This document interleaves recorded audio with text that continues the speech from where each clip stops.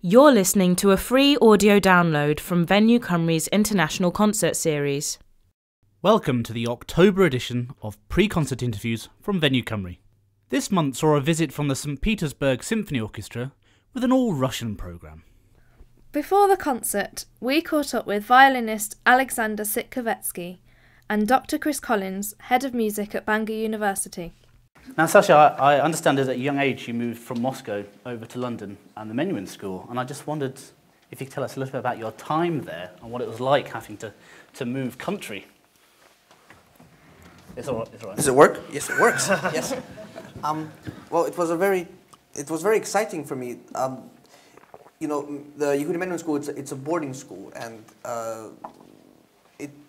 I guess that there were some students who had come there as it wasn't their first school. They had gone to normal school first, and then they had gone to Menuhin School later. For me, I never had that choice. Menuhin School was for me the only school that I ever went to, so I didn't have any of this adjustment between the normal school and the boarding school. And for me, boarding school is actually the normal thing. So I don't know what it's like to come home at 3 or 4 p.m. and then do homework and then practice at home. And we had a fixed timetable for each student. There was very few of us. There was only 50 students or so when I first came.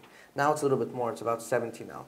But when I came, so we had a individual timetable for each student, and it was waking up at 7 p.m. and going to bed, 7 a.m. and going to bed around 9 p.m. And then every hour of the day was more or less programmed for you. So within that day would be individual practice, then there will be academic lessons, things like maths and English and history and all this stuff, and also individual lessons, and then on weekends we would have orchestra. There would also be some chamber music classes, and then a few things for all the school, like general assemblies and things like that. But it was very interesting for me. I left Russia when I was 7, so I came, of course, without any English. My parents, they hired an Armenian guy to teach me some basic English before I left. I left for England, and he gave me some tapes also to take with me to kind of practice phrases. And it's very funny because not one of those phrases I have ever used in my life, because somehow his grammar was all muddled up with how, I guess, people actually speak English. So it was very funny. But I guess I picked it up quickly, and it was very fun for me. Of course, you worked alongside Menuhin himself and performed with him. I also remember seeing you in a documentary masterclass with Vengerov. Yes. And so I just wondered, what's it like to work with these great musicians? Well, I mean, Mr. Menuhin, Yehudi Menuhin, was the reason that I came to the UK in the first place, because he had heard me play when I was, I think, around 6.5, 7 years old. And I don't know how this was arranged, because I was so little then, but my family, I'm a third-generation musician, so I've had many, I have my uncle's a violinist conductor, my mom's a pianist, my dad was he didn't like playing the violin, so he learned it for a little while, but then he became a rock musician and was in a rock band instead. But my uncle's parents were also two fantastic musicians, a violinist and a pianist. And so I think through this family connection, I was introduced to Menuhin at a very young age, and also together with my mom, who, like I said, was a pianist, and she came over with me to the Menuhin School to be an accompanist for the violin teachers there, and also for other teachers, and also to teach chamber music and duo playing there. And my first teacher also came with me from Russia, because that was basically the deal. And Mr. Menuhin, he organized all the work permits and everything for my mom and for my teacher. So, it was really because of him that I ended up at his school. And to play with him, I played Bach double with him when I was very young. I was only 9. The first time we played was 9, and then I was 10 the next year. These are amazing memories, but it's very difficult to really to go into detail to remember what I really thought of it in terms of as an experience of being on stage with this amazing, unique musician, because, like I said, I was so little. And to me, he was very much, a really lovely, elderly man who still played the violin beautifully and who could also stand on his head, because he was really incredible at yoga through to the end of his life, and so he managed to he was showing me all these things that he was doing. It was unbelievable. And so these are really the memories that I take away. I think the most. I think now that I'm older, I realize what an honor for me it was, and I was so lucky that he could have chosen anybody from the school to play with, or at least any violinist, because we played the Bach double. But he thankfully chose me, and he supported me very, strongly for the until his death. I played also the Mendelssohn Concerto with him as he conducted in Budapest, and then only 1 week before he passed away, he came to the school to conduct an open rehearsal of a violin concerto that was written especially for him by a Polish composer called Andrzej Konufnik, and I was the soloist for that also. And then after that rehearsal, we had a really lovely chat, and I was 15 at the time, so he was very curious about I was beginning to think about life after the school and what I was going to do, which music school I was going to go to afterwards. So it was really, it's a wonderful, wonderful experience. It's just, in some ways I'm a little bit sad that it happened when I was so young, because I couldn't take it all in as much as I would have liked to. I would have loved to have spent that time with him maybe when I was, already late teens or so I could really appreciate, how lucky I was.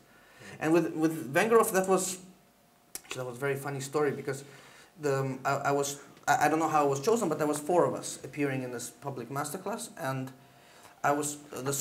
somebody from the school told me that I was going to do this, and I was very excited, of course, but they told me that I shouldn't tell the students too much, just because they wanted to keep it quite a quiet thing for whatever reason. So that was fine. I said okay, but the problem was that the day before, and actually the few days before the masterclass, which was of course on television, and playing for Vengerov is quite scary. I was 15.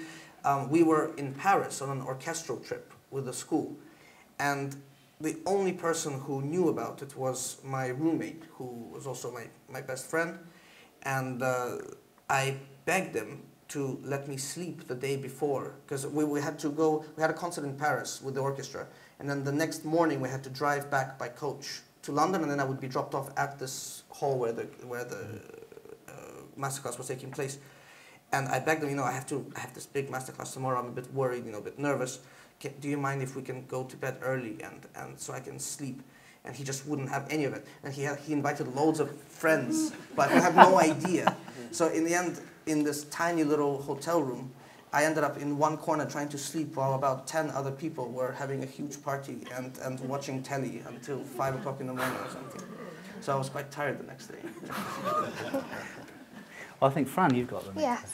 So what is clear from Vengerov is a focus on imagery to help him create the right characters in his performance. So has that thinking had a lasting impact on you? Absolutely, and I think actually for tonight's piece, it's especially appropriate, because Prokofiev, I always associate Prokofiev's music with fairy tales. And of course he has things like Romeo and Juliet, the ballet, which is of course based already on a story, and he has quite a lot of story music. But even just his outright pieces, they seem to have such a it's more like program music. There are so many different characters. It's not really a very typical form of a concerto. It's not really a sonata, like for example the Tchaikovsky Violin Concerto, which I play tomorrow night. That's it has a very basic sonata form, first movement. So you have an exposition, then you have a development section, a cadenza, and then a recapitulation. Basically, more or less the same material as in the first part. And Prokofiev is, although it has elements of that, it's somehow written in such a way that it's more like scenes out of a ballet. So you have the first scene, and then that kind of transfigures itself to another scene, and so on. And so somehow it's a little bit kind of murky and misty and not always so sure what's going on and in terms of the form. And so for that reason, somehow it's very appropriate to imagine lots of fairy tales and kind of dream worlds, and then maybe like how in a long dream you are dreaming one thing and then you suddenly end up somewhere where you have no idea how that ended up, but somehow you are there. And that's a little bit how this concerto is. So yeah, absolutely, I take it on board, not only for Prokofiev's music, but in general. I think it's very important. I also think it's very important to really have a sound in your head and imagine a story in your head before you play.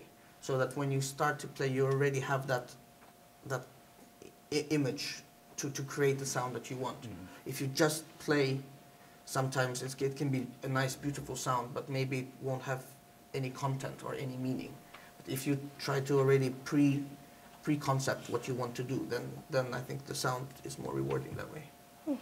Right. So Chris, moving across to the first piece in the concert tonight, although we've only got the suite rather than the full ballet, can you tell us what part imagery plays in the Firebird? Well, the Firebird is all imagery, I think, really. I mean, it was written, of course, as a ballet in 1909, 1910, a commission from Diaghilev, the first great commission by a very young Russian composer, and we tend to think of the Firebird as a piece by Stravinsky, but actually it's a committee composition, really. The way Diaghilev worked was to take on a choreographer and a designer, and in the case of the Firebird, in fact, a separate set designer and costume designer, and all kinds of people would come into this mix. They'd work out a story. They'd start designing bits of costuming and staging, and gradually what would grow out of that would be the music. And I think it's really a testament to the kind of the quality and the vividness of the picture, of the imagery, that the music that comes out of it works so well just on its own as a suite. I mean, talking about the Prokofiev there, I mean, these are, okay, 7 years apart or so, but really grow out of that same Russian tradition. I suppose we're talking composers like Rimsky-Korsakov, working at the end of the 19th century, very beginning of the 20th century, for whom programmatic music, pictures in music, were really the vitally important thing. Almost every piece you can think of by composers of that period has, even if it's not explicit, it has some kind of pictorial resonance. Now, Paris, of course, was a real hub for Russian music and so on, including the Ballet Russe, which is really Diaghilev's thing. I wonder if you could tell us a little bit more about what the Ballet Russe was. Paris joins these two pieces, in fact, the Stravinsky and the Prokofiev that we're hearing this morning. The Ballet Russe, Russian ballet, of course, in French. And in fact, the Frenchness of that title is in some ways more important than the Russianness of that title, because it was, all of Diaghilev's ballets were in fact put together for an international audience, initially for a French audience, and then also for a British audience, a German audience, a Spanish audience, actually. The Ballet Russe spent most of the First World War in Spain, because that was just about the only country in Western Europe where there was no war being fought. And from 1917, they couldn't go back to Russia, of course, for other reasons. But I think really Paris at that period, at the end of the 19th century and the beginning of the 20th, was really a focal point for music from all over the world, not just from Russia, but Russia was one of the most important countries there. There'd always been connections with France. You know, Tchaikovsky had connections with France. The composers that I was talking about a moment ago, people like Rimsky-Korsakov, would like to go over to France to look at new instruments that were being invented in France, and then they would actually incorporate those instruments into their scores. But the connection, as I say there, between the Stravinsky and the Prokofiev was premiered, the first violin concerto, in France, in Paris, in 1923, 6 years after it had actually been composed. Now, there's an interesting story there. It was written in 1917. In fact, it was finished in, I think, September or thereabouts, in 1917. There was a premiere scheduled for November 1917 in Russia. But in between September 1917 and November 1917, there was the Russian Revolution, of course. It was a really significant change of life in all respects in Russia. And Prokofiev had to wait all of that time for his work to be performed. And it was in France where it was first performed. Yeah, it's very interesting actually that you raised the point about fairy tales. And so because although the first performance didn't go off very well of Prokofiev, the famous Hungarian violinist Szigeti finally played it a year later with really great success. It's really one of his comments that constantly talks about fairy tales and some kind of... He also, I think, made the first recording, Szigeti. It's an amazing recording, really. It's very interesting because it's so... He didn't have really any connection with the kind of Russian school of violin playing, and of course the longer the century went on, I guess the more dominant the Soviet and the Russian school of violin playing became, because you had the Russian school, which was before the revolution. So you had it was a kind of a mix of Russian and German. For example, there was a wonderful professor in St. Petersburg called Leopold Auer, and he was a teacher of many of the world's greatest ever violinists, people like Jascha Heifetz and Efrem Zimbalist and Tosha Seidel, who is, if you ever watch many of the Hollywood films of the 20s and 30s and 40s, he would have been on all the soundtracks. So whenever you hear a beautiful violin playing, that would have been him.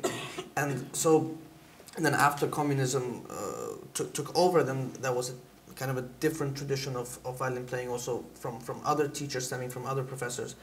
And it's just very interesting that Prokofiev's music, in fact, I wouldn't even call it a very Russian piece, to be honest, the first violin concerto. I think the second one, which was written many years later, after he had returned to the USSR and became a composer, for the government and for the party, I guess. He was one of the main advocates of the Communist Party at that time.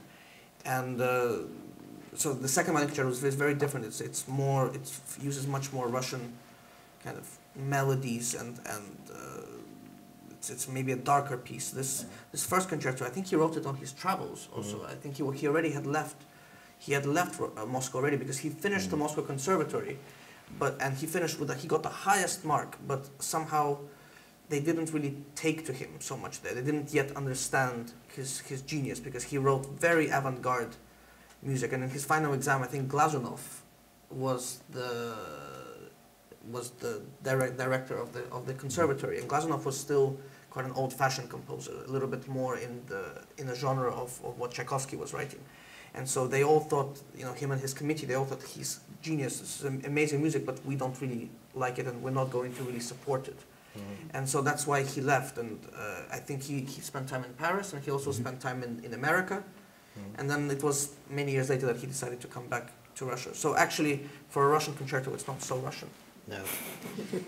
and in fact, this idea of the fairy tale and it's not being specifically a Russian thing. Now, if we think of the Firebird, it's not even a Russian folk tale. It's a completely invented folk tale. The Firebird is a Russian folk tale, but this isn't the Firebird that is the Russian folk tale. It's a mixture of lots of different things thrown in. And I could demonstrate, actually, if you're willing to play something for me, Sasha. Sure. Can you remember how the Prokofiev begins? Could you just play us that opening phrase, that first phrase?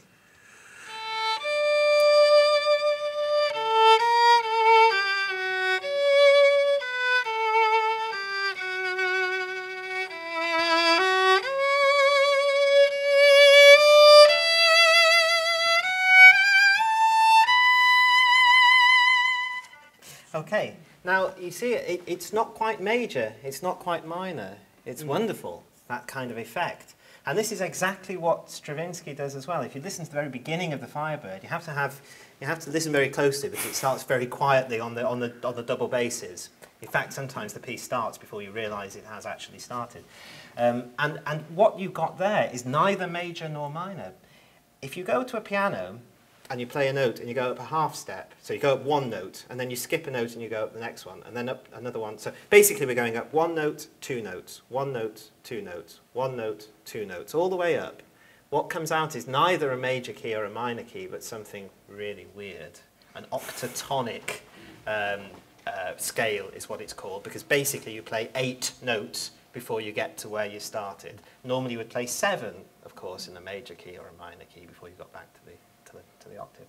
And what these two composers are doing are playing with actually invented musical modes Yeah, so they're not using things that come directly out of the Russian tradition at all, or directly out of the main Western European tradition either. There's a deliberate sort of inventiveness, fantasy in what they're doing there. The Firebird is still very popular today, but what significance did it have to Stravinsky at the time? It was the key to the world, basically. Stravinsky was... what would he be, about 27, 28 or something like that when he wrote the Firebird. Had been a pupil of Rimsky-Korsakov, but was very much still a pupil, regarded as a young composer, maybe not even quite ready to be let out in Russia, and instead he gets let out in Paris and let out to the whole world. And if you look at the pattern of what happens in Stravinsky's work almost immediately, so we have the Firebird in 1910, the first work that he's really written that's longer than 3 or 4 minutes long, 45-minute ballet. We're not hearing the whole thing tonight, by the way. And then the following year, Petrushka. 2 years later, The Rite of Spring completely turns over music throughout the whole world. And that pattern just develops out of the Firebird. And what we have in the Firebird, people think the Firebird doesn't sound like the Rite of Spring. You know, the Rite of Spring is hard to listen to. The Firebird is nice and pretty. But in fact, there's the example I just gave you there of these odd scales that he uses. Almost everything that's in the Rite of Spring is already in the Firebird. It just is less in your face, I suppose, in the way that he uses those techniques. And just coming back to the concerto, Sasha, what is it about the concerto that you really enjoy playing? I think it's the fact that for all Prokofiev's imagery and fun with harmonies and rhythm, he was also a real master lyricist, and he wrote the most incredible tunes. It's really as simple as that. He had these incredible sweeping melodies, very, very long lines. For example, what I just played is just the beginning of a long section at the beginning, which is one huge, huge, huge phrase.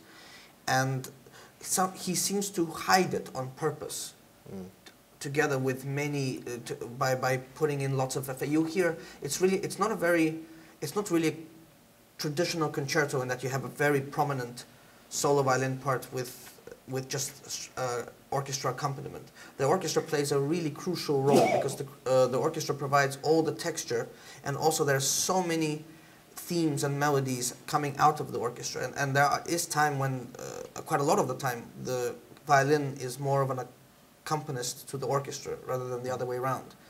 So yeah, but I guess it's probably the melodies. There's a beautiful one at the beginning of the first movement. There's an incredible one at the beginning of the third also. So it's very pleasurable to play with them. Also with this orchestra, it's great. You know, they're from St Petersburg, so somehow they really know the music inside out, because it would have, once Prokofiev came back to the USSR and once he became this big star, you know, all the orchestras would have immediately began to pick up and his pieces. And of course, he's been the orchestra's been around for 80 years now, so they would have for sure worked with Prokofiev while he was still alive. And it's very possible that also once he came back and the Russian violinists began to play his pieces, people like David Oistrakh and Leonid Kogan, they probably would have all been working with him personally also. So there's a certain performance tradition that this orchestra has for this piece, which is really enjoyable to, you know, to play with them. So yeah, I guess many things. Yes, I was going to ask whether you've had any difficulties in rehearsal. I just wondered, with language put to one side, whether you find it easier to communicate your musical intentions, especially when you're playing something like Prokofiev with your fellow countrymen. I think it's been really great. I have to honestly say that it's a very busy tour especially for the orchestra, because the orchestra is doing something like 20 dates, something like that, and I'm doing about half of them. And then there's another soloist, Freddie, who I think has been here before, Freddie Kemp, the pianist. So you know, they're kind of alternating a lot of repertoire. So actually, our rehearsals, we haven't had a huge amount of time actually on the stage, but I've discussed a lot of things with the conductor, and so already before we started, we have a clear concept of how we want to play it. I have to say it's been very uncomplicated. So somehow we don't really have to talk about much. We just kind of play. Yeah. Could you tell us about your violin? And can you tell us the value of the bow? Okay. The violin it's on loan to me because it's unaffordable, but it's a 1753 Guadagnini from Milan, and Giovanni Battista Guadagnini, he had a very interesting life. He has 3 distinct periods of his violin kind of making, and I think he had Milan, Piacenza. Sorry, he had Parma, Milan, Piacenza, Turin, but mostly I think it's Milan and Piacenza and Turin which I remembered as being his best periods. And I think Milan is his best, is really at his peak during when he was, I think, middle-aged, and then Turin are some of his last violins before he passed away.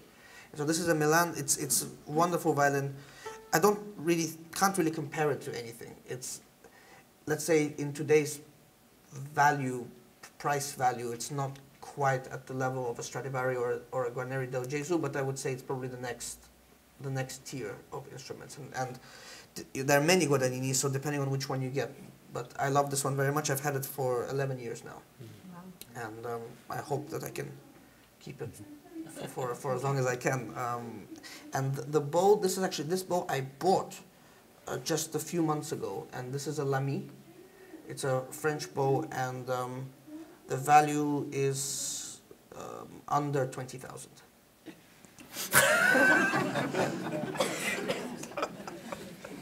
Our final question we really like to ask our guests is whether you have any advice for today's young musician.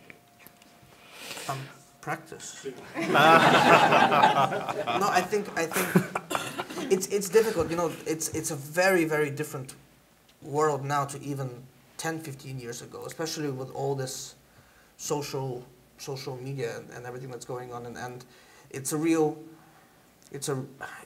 dilemma because a lot of people take to social media very actively to promote their work and their concerts and everything like this, and other people choose to not do that at all and to kind of still be a little bit more old-fashioned. And actually I find it not such an easy decision because I personally don't really like to talk too much about the things that I have coming up. I just feel that generally people who want to know, they can always find out with the internet now anyway. And I have a website. It's a bit outdated, but I do have a website with lists of performances and things like that.